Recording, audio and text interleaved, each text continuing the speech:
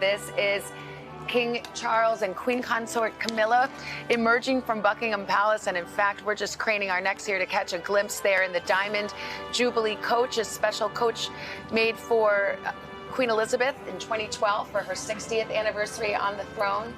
And this begins the procession to Westminster Abbey. It's a procession, it's about a mile and a half long. People have already gathered on the streets hoping to catch a glimpse. And I'm joined, of course, by Wilfred Frost and Daisy McAndrew. The Queen famously said, "You have to be seen to be believed." And this carriage ensures that the King and Queen Consort are certainly seen on this historic day, It Daisy. really does. And the Queen also said about her own coronation that this was the day your life as sovereign begins. And that's what the King will be feeling, that he's on his way to start his new life officially, formally, as the King.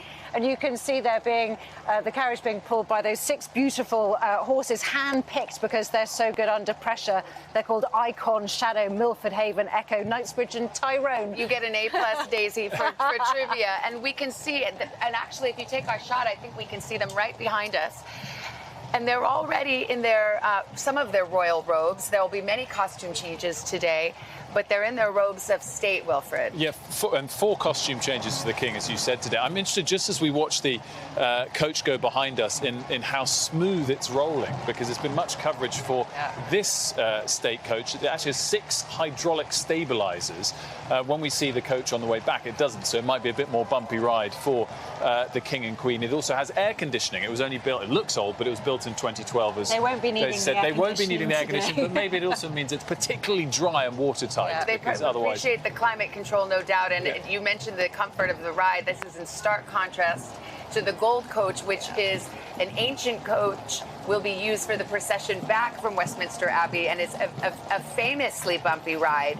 And it's quite literally a royal pain. It is indeed. And the positive spin we can put on that is on the way back, Savannah, we have more time because it has to go at walking pace for pomp and ceremony. On the way back, it'll be drawn by 8 Windsor Greys, this one by 6, and it can go just that little bit faster. So this route is the same route both directions, 1.42 miles, should take about 30 minutes. And I think this carriage was built in Australia and New Zealand, very much a nod to the Commonwealth. And if we get a chance to look at the door handles, they are diamond encrusted with 130 sapphires as well. So all these carriages are extraordinary. And this one, you wouldn't know that it's relatively new by looking at it, but it's stunning. No, it's certainly been built with history in mind, and about 200 military personnel involved in this procession compared to the thousands on the way back. But there are, along the route, as you can see, and we'll see more of as it processes, military veterans, NHS workers, social care workers, representatives of various charities that will be watching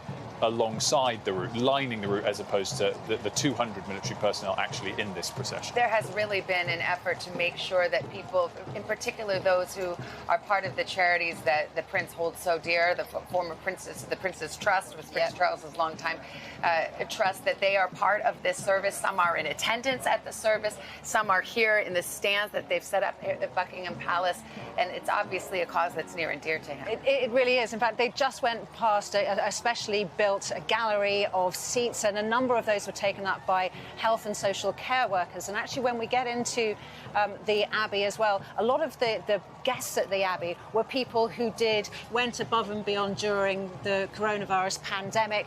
Lots of health workers reflected there, and it's not just the King who has many charities that he supports, over 100. The Queen Consort does as well, and all the patronages that she supports will be represented in the Abbey. The point about NHS workers being present, National Health Service, of course, is particularly interesting. It just highlights the difference we have here between the head of government and head of state, because they're coming together in a moment of celebration, presumably if they're there in the Abbey in support of the King as opposed to opposing him, during a 6-month period where we've had a lot of strikes from those workers in a very anti-government move. And it's that highlight how there can be these national occasions where you come behind the head of state because they're very much different from the head of government.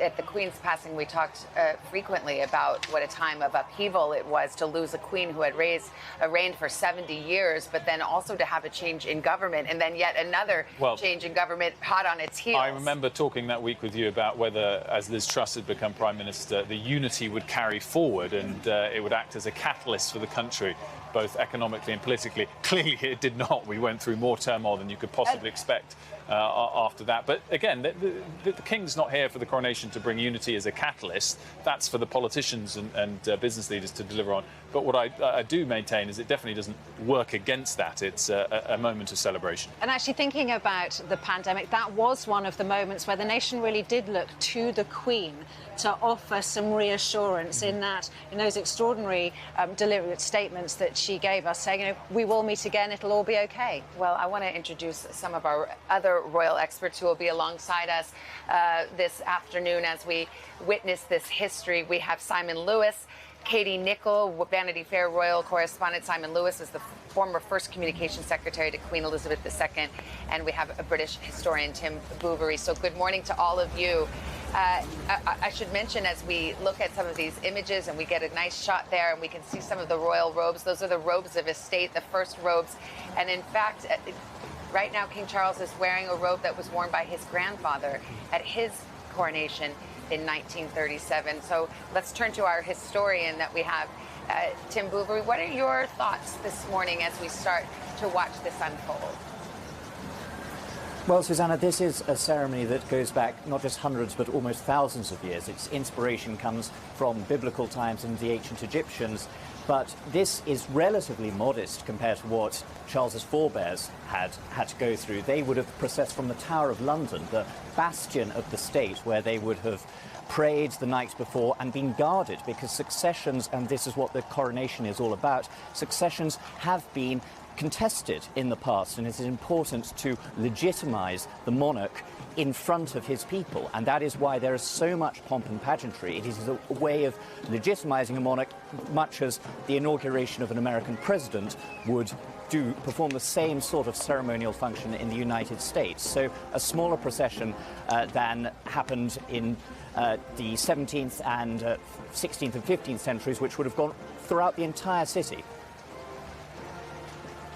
Well, let's turn to Simon Lewis, former communications director for Queen Elizabeth, and you, of course, know both King Charles and Queen Consort Camilla quite well. Let's talk, Simon, about Charles personally, what he is like, what kind of monarch you think he'll make. As his sister is fond of saying, he's had quite a bit of practice, so she doesn't expect him to change very much now that he has had taken the reins, as it were. Well, first of all, what a wonderful day, apart from the weather, but we can't do much about that. I mean, I worked closely with him over quite a period of time, and I have to say, the thing that stands out about the Prince of Wales and now King was his enormous hard work. He's a very, very hard-working individual, attention to detail, commitment to the things that he believes in, very good at having quality people around him, taking advice. And the other thing that people don't see, but they're seeing more of it, tremendous sense of humour, an ability, believe it or not, to see the absurd side of life as well. So, and as you say, he's been preparing a long time for this. And as we heard earlier, he has already been king for 8 months, and I think he's made an absolutely cracking start. So today is about recognising this in a very sort of ceremonial sense, but I think the country can take great comfort from the fact that the king is already acting as king, and he's prepared a long time for it in the way that the British people are responding to him. Well, as we watch this procession from Buckingham Palace, it's about a 1.5 mile route on its way to Westminster Abbey. Many British traditions will unfold before us today, including that most British of tradition, a driving rain, which at the moment King Charles and Queen Consort Camilla are protected from. Not so for the horsemen and those who are gathered on the streets hoping to catch a glimpse. I want to turn to Katie Nicholl, who is the royal correspondent for Vanity Fair. And what, Katie, has been the mood of the country and the attitude toward the monarchy in the months since Queen Elizabeth's passing? Well, I think one of support, really, and no one quite knew what the mood would be towards the new king. And I remember being at Buckingham Palace when he came back from Scotland the morning after the Queen died. It was a very extraordinary moment. Didn't know which way the crowds were going to go, whether they were going to cheer, and they did exactly that. God save the king. To hear that for the first time was quite a spine-tingling moment. But what strikes me most as we're looking at these incredible images in the rain-drenched Mall is we are seeing history unfold. We haven't seen a coronation, a crowning of a king and queen in this country since 1937, the coronation of King George VI and Queen Elizabeth. And isn't it extraordinary, Susanna, to think that we have Queen Camilla, we're still referring to her as Queen Camilla, Queen Consort Camilla, but she's Queen Camilla. That was always Charles's intention.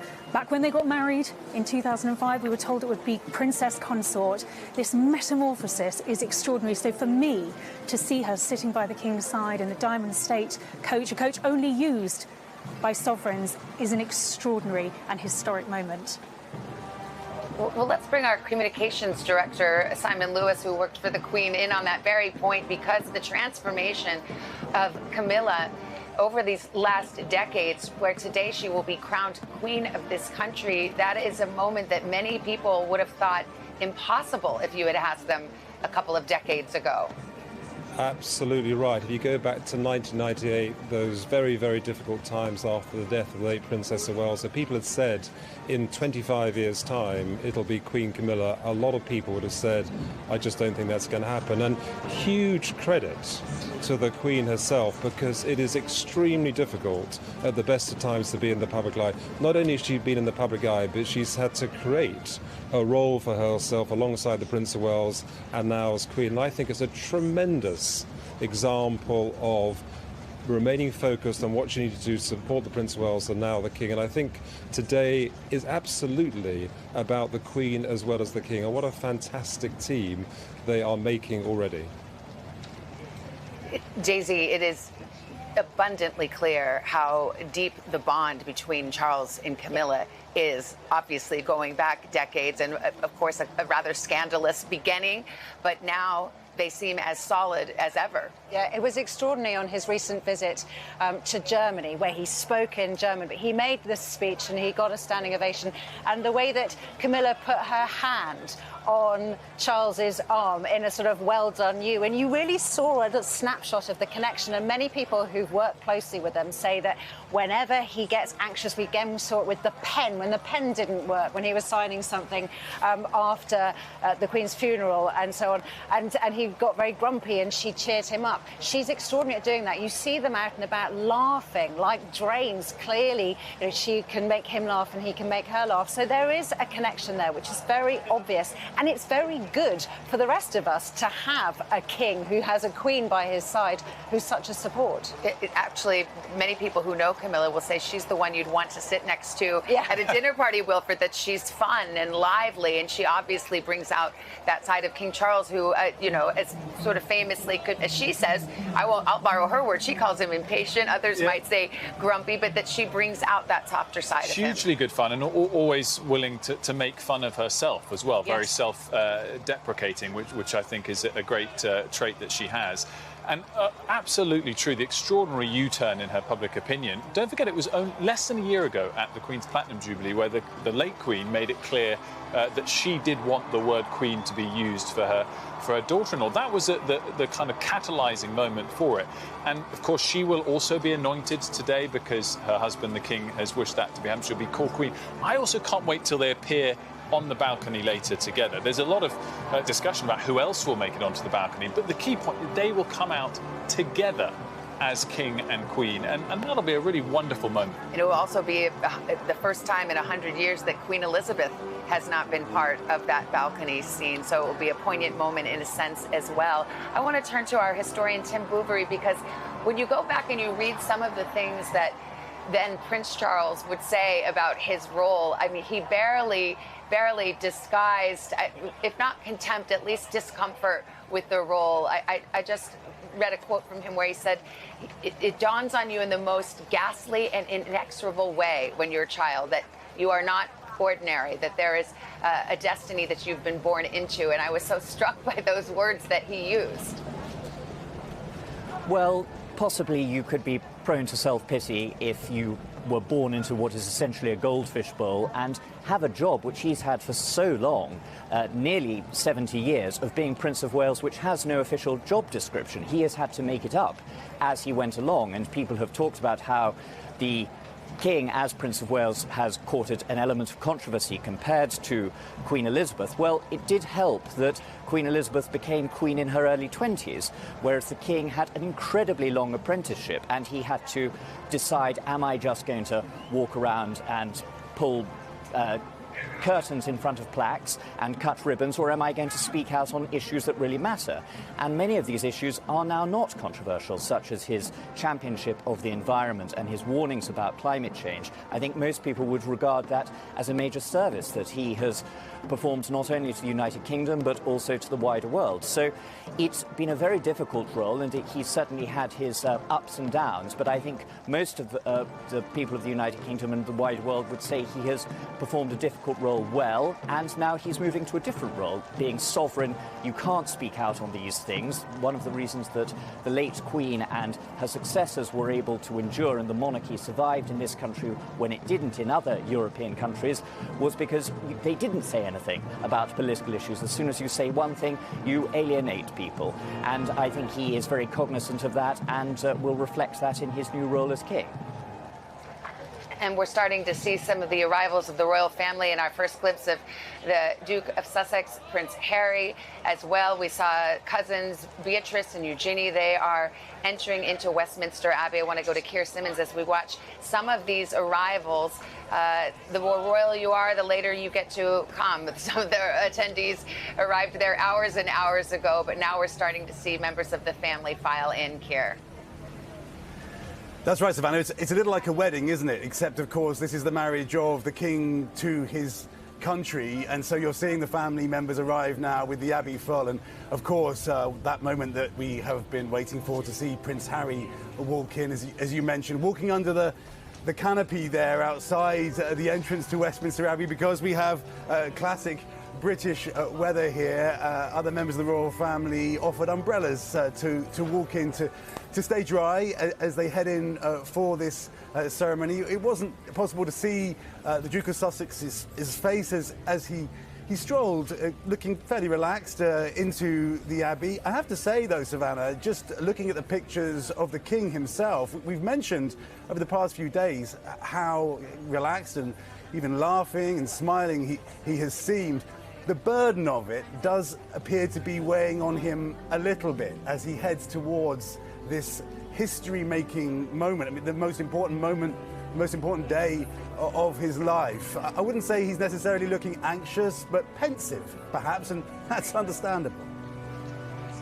And Kira, we just want to mention, we're starting to see the King's brothers and sisters. We have Princess Anne just a moment ago, and now we see the Wessexes, his brother, as they enter into Westminster Abbey. And it was striking just a moment ago to see Prince Harry walking in and walking alone.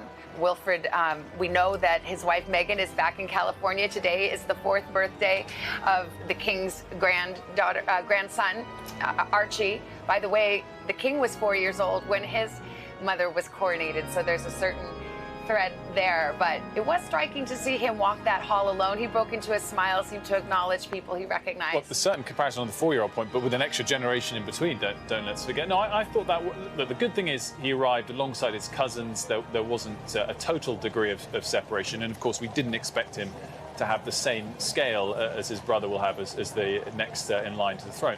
But that was really sad, and it's just a reminder of the tragedy that we've gone through in the last couple of years, of this unnecessary separation, which of course doesn't look like it's going to change anytime soon. But but walking between his two cousins, Beatrice and Eugenie, who are both with their husbands, it's just very sad that we got to this point. Yeah, that was just a moment ago, and of course now we've had the Princess Royal and the King's brother Edward enter as well, and I believe we may see.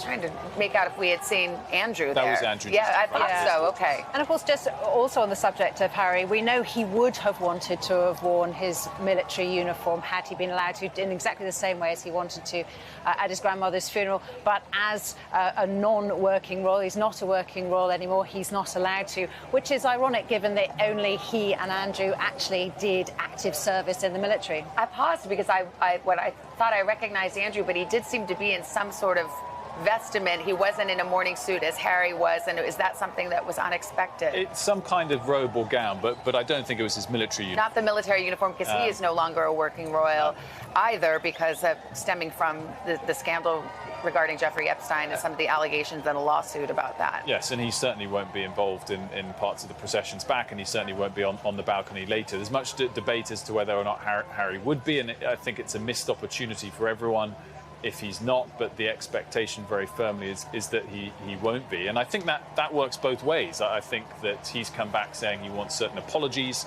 and if they hadn't been forthcoming, then he wouldn't want to be out there, and vice versa. So again, it's all very sad. Just on the King's point, for things like the balcony and for things like the procession back, is he's also working with the need now to work with the Times, and the Times are suggesting to him that public opinion wants a more slimmed down monarchy, and of course Harry now is fifth in line to the throne. But interesting, as Savannah was mentioning, the interview that Princess Anne recently gave to the Canadian broadcasters, and she was asked about this question about the slimmed down monarchy, and she did say, well, of course, it is pretty slim now. And what she meant by that was both by the fact that Harry and Andrew have been forced out in many ways, or have stepped back, but also, of course, the family has lost the Queen and Prince Philip. So there are already considerably fewer members, working members of the royal family. And she already works to the max, no doubt about it, Anne. And Anne works to the max. We know that she always has, at the end of the year at Christmas time, they print the list of which members, how many public events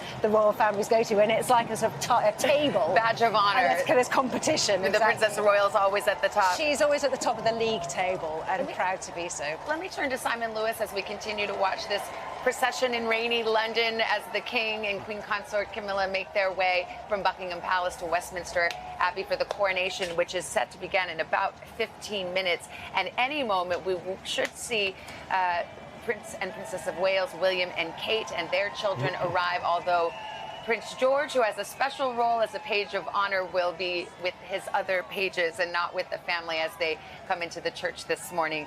But let me turn to Simon Lewis, because there is a balancing act going on here, Simon, in terms of having a coronation that is beautiful, that is a spectacle, that evokes pride for the British people, but that also recognizes the difficult environment and also, yes, the declining popularity of the monarchy, especially in the younger generation.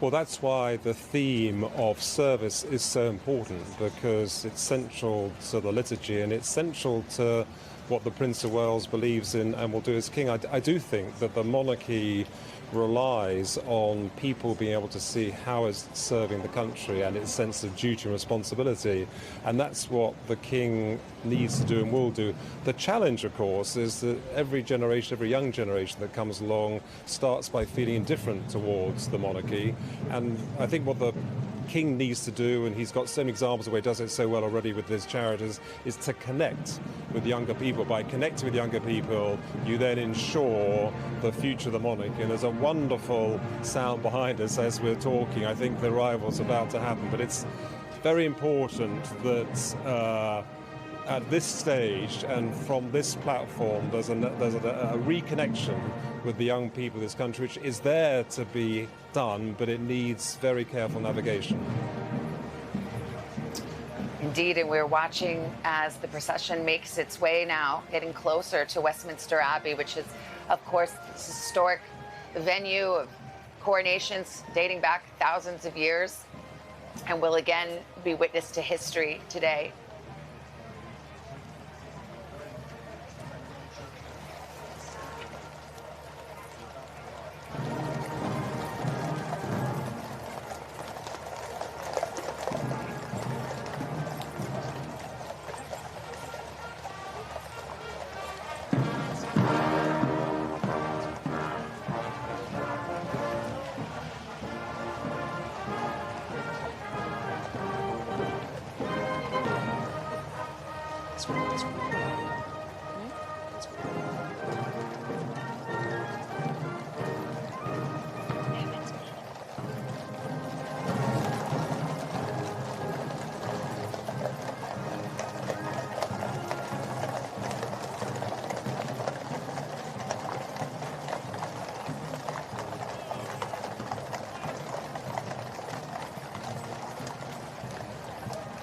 The Diamond State Jubilee coach makes its way, the modern coach, just 11 years old, makes its way to Westminster Abbey, a far superior ride, we're told, than the Gold State coach, which is the show-stopping coach that's been around. I'd take either. Yes, exactly. Either way is a unique way to travel, let's just put it that way. No GPS in that, but none needed. Well, we don't know about that. Short It's got route. air conditioning. It does have air conditioning. So, as you said, approaching as well Westminster Abbey, which has been the place for coronation since 1066, when William the Conqueror decided to have his coronation there to elevate the scale of it. He was only second cousin to his predecessor, and he wanted to even more highlight that he was now the new king, and there'll be the 40th coronation here since then. Many royal weddings as well held there, and that includes William and Kate. We do expect the Prince and Princess of Wales to enter at any moment. And of course, William has quite a key role in today's ceremony, including a moment where he will kneel before his father. He'll pay homage to his father.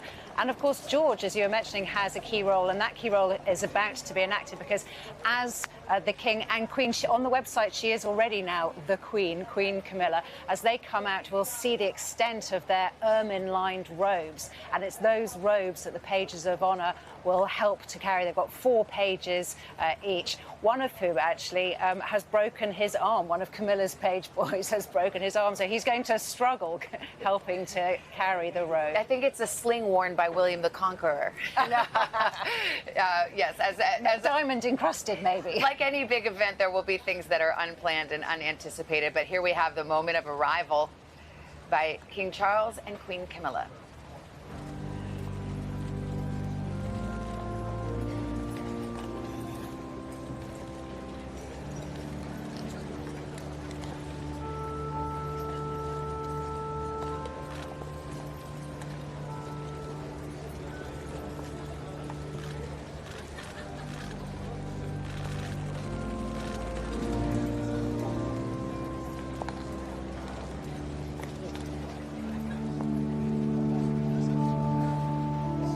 There's a moment of humanity in something like this as well, where you imagine it can't be easy to step out of a carriage like that in high heels and royal robes. Absolutely, and funnily enough, one of the reasons that carriages like this have normally have doors on both sides is to make it easier, so that somebody can come in one side, help you rearrange your robes, help you get yourself sorted.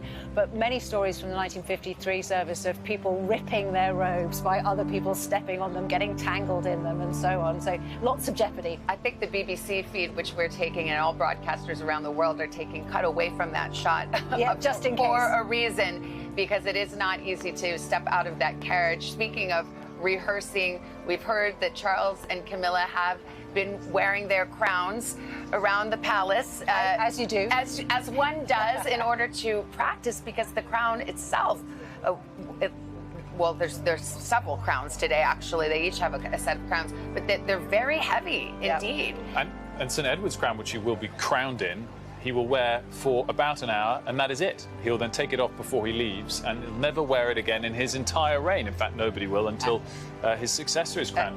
And we can see pictures of it there, and it is about £5. That's a lot of packets of sugar sitting on top of your head. And in fact, some of his ancestors, the king's ancestors, were considered too frail to have something that heavy. One of Charles's earliest memories, he said, was of his mother practicing wearing that very crown. He was upstairs in the bath, and she would come by and practicing before her coronation. And she also practiced using some old curtains as robes up and down the corridors in Buckingham Palace to try to get that right. Good translation there, Daisy, into American units of measurement, by the way. The other thing I'd just point out, you guys were talking yesterday about the royal jewellers, about Garrard's, and I saw one of them quote the St. Edward's crown as being beyond all earthly price, which I think is a very fittingly pompous way to say worth a hell of a lot of money. yes, you never quite know priceless what that means. And it's not just the crown jewels that are incredibly valuable.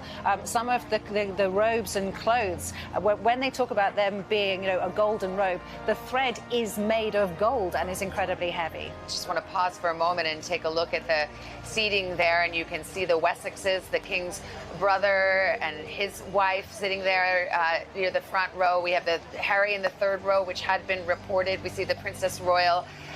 Well, she's right in front of him, actually. The rather large fascinator, is that what we call them here? That for a moment was obscuring Harry's view, but we are awaiting images of William and Kate. We imagine we'll see them at any moment. Perhaps they're already there.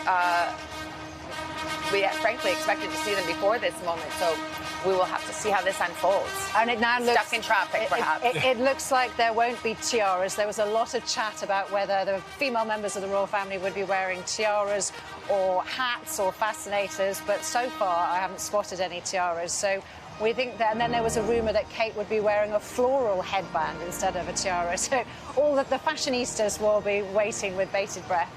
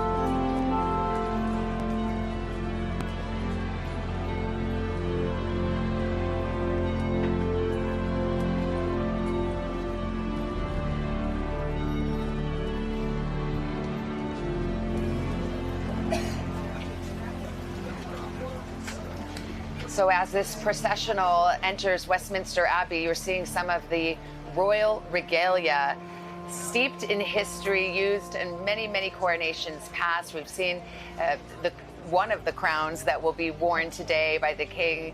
The queen also is going to be wearing Queen Mary's crown. We see the scepters, the orbs, all of the, as they say, the vestments, the badges, and the honorable items that date back centuries being processed into the Abbey.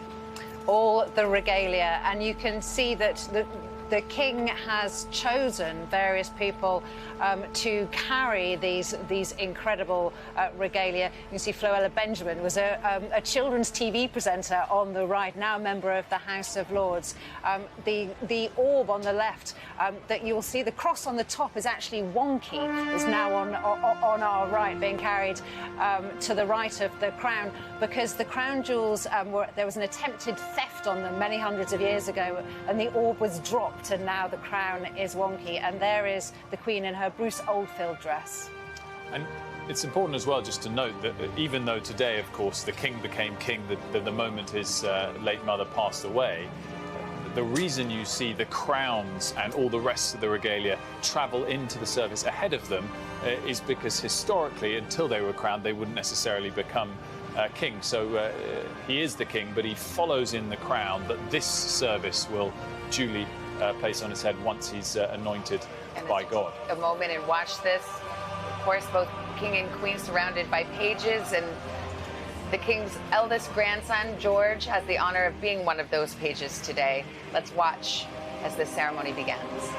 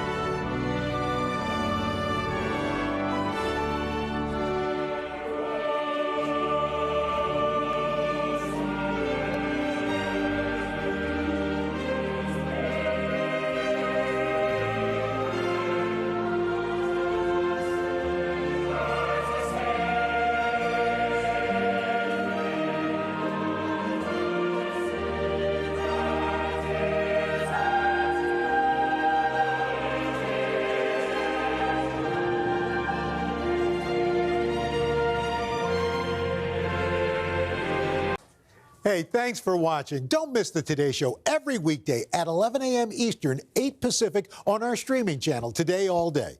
To watch, head to today.com/allday or click the link right here.